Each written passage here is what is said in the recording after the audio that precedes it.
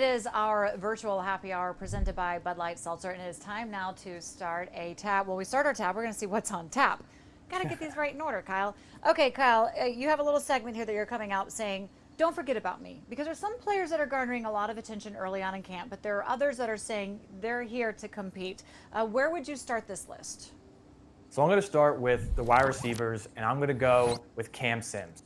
So a lot of people were talking about Antonio Gandy-Golden being that big physical receiver, that red zone threat, but don't forget about Cam Sims. He is one of the bigger guys on the roster. He's physical, he can make contested catches, and he stood out in the past 2 training camps.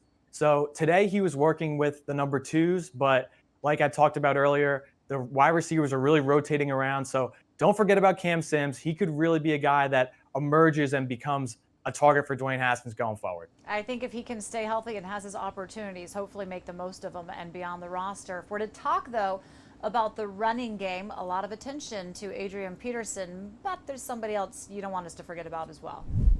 Yeah, I think we really can't forget about Peyton Barber. There's so much versatility in this running back groups, but he's a guy who's been solid in his career. He's only missed 1 game over 4 years. He's consistent. I think the last 2 years he's averaged 195 carries, and he has upside too. I mean, it was only a couple of years ago when he rushed for almost 900 yards. So Adrian Peterson is definitely that workhorse, but Peyton Barber, if he needs to be, can be that workhorse too. So don't forget about him. Yeah, Scott Turner was saying he has a significant role in this offense, and it's going to be running back by committee. So all of the backs will have their opportunities. If we talk about the offensive line, Jaron Christian is somebody that still has room to grow, but you saw him out there with the ones today.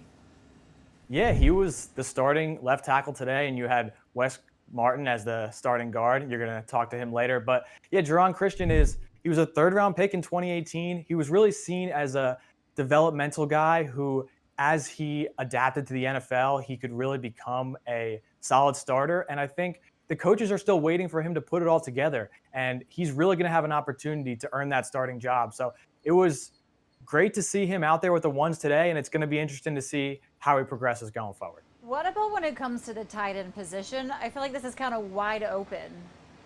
Yeah, it's definitely wide open, and a lot of people talk about Logan Thomas coming in, and you have Jeremy Sprinkle, but I'm going to go with Richard Rodgers. He's missed most of the past 2 years with injuries, but he's only 28, and he's had the most success out of any tight end on Washington's roster. In 2015, he had almost 60 receptions, 500 yards, 8 touchdowns. So if he can stay healthy, he knows what it means to be a security blanket for a starting quarterback. And if he can stay on the field, he could become that option for Dwayne Haskins.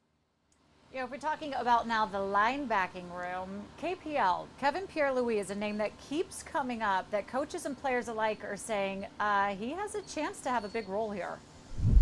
Yeah, so he's one of the guys on this list that we say don't forget about him, but he's already been making a name for himself. He was out there with John Bostic today on the starting defense. Rivera has praised him multiple times just in terms of his explosiveness and his ability just to be around the ball.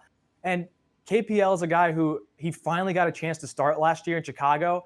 And in the final 4 games, he had 28 tackles, an interception, 3 pass breakups. So he's a guy that they're really excited about. And a lot of people talk about Thomas Davis and what he brings to Washington, but Kevin PierreLouis seems like he's going to bring a lot too. And what about Troy Apke? I feel like we talk a lot about his speed. How did it translate today? Yeah, he was another guy that, along with KPL, maybe you didn't expect to see him with the ones, but he was out there Landon Collins pretty much every period today. And he's another guy that his athleticism, his intelligence, that's really stood out to Rivera. And people kind of just assumed that when they brought Sean Davis in, that he would be the guy starting alongside Landon. But I think Troy Apke has something to say about that. And then a little fun fact about Troy Apke, per Pro Football Focus, he was actually the best rated safety in the NFC East last year. So people might not know much about him, but he can play, and he's showing it on the field right now.